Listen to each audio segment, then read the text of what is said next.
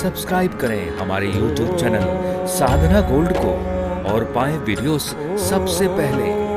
Bell icon दबाना ना भूलें। नौमी तिथि मधुमास पुनीता शुक्ल पक्ष अभिजित हरि प्रीता। भगवान किस तिथि में आए? नौवीं तिथि में।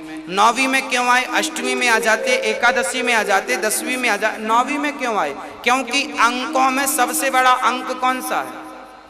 9।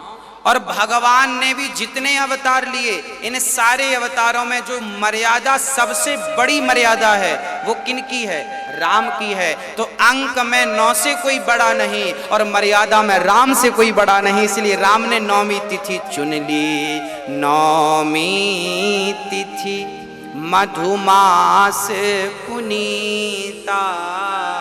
नौमी तिथि मधुमास मतलब चैत्र के महीने को मधुमास कहते हैं।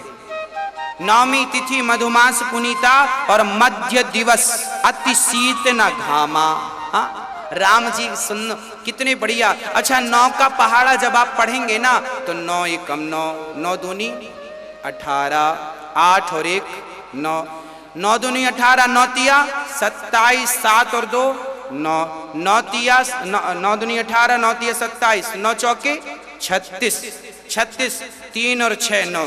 पूरा पहाड़ा पढ़ लीजिएगा आप। 9 का पहाड़ा जब पढ़ेंगे ना तो अंक संख्या 9 ही आएगी, ना तो कम होगा 1 अंक, ना तो ज्यादा होगा 1 अंक।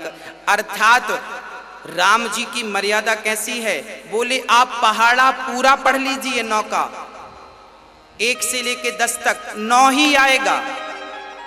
उसी प्रकार राम की मर्यादा ऐसी है कि कैसी भी विषम परिस्थितियां रहें पर राम की मर्यादा तो 9 अंक जैसी है, वो खंडित नहीं होता। जैसे 9 अंक खंडित नहीं हुआ, ऐसे राम ने 11,500 वर्ष तक राज्य किया पर राम की मर्यादा कहीं खंडित नहीं हुई। इसलिए राम जी 9 में आए, क्योंकि केवल 9 का ही पहाड़ा ऐसा है जो खंडित नहीं होता।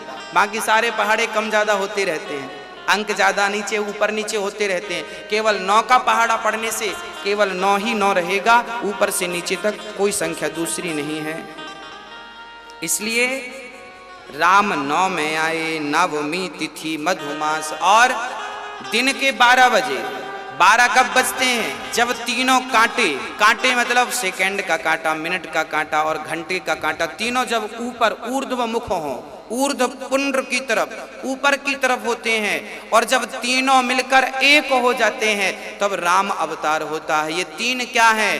बोले मैं अरु मोर तोरते माया। मैं अर्थात अहंकार, मेरा अर्थात मोह और ये संसार की माया।